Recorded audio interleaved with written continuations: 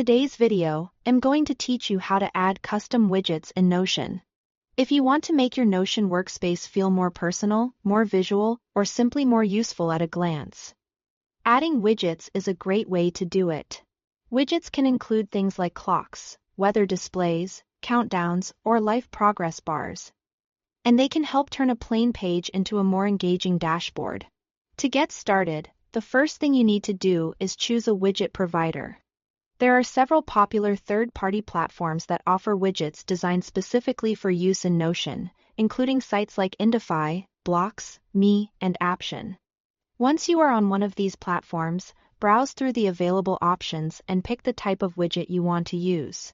Depending on the provider, you'll usually be able to customize the widget so it matches your style.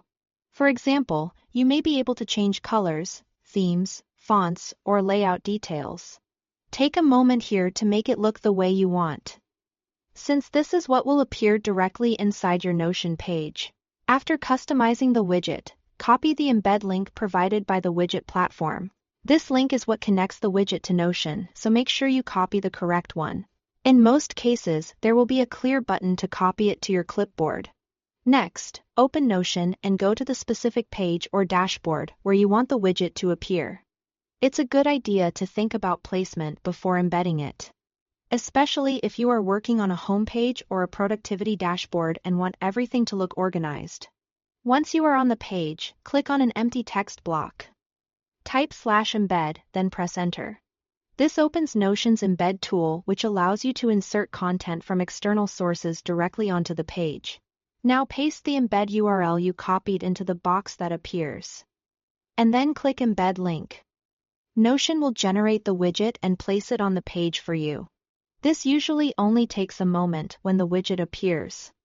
The final step is to resize it. Drag the edges of the embedded block to adjust the height and width so it fits nicely with the rest of your layout. You may need to test a few sizes to get the best look, especially for widgets that contain more visual information, and that's it.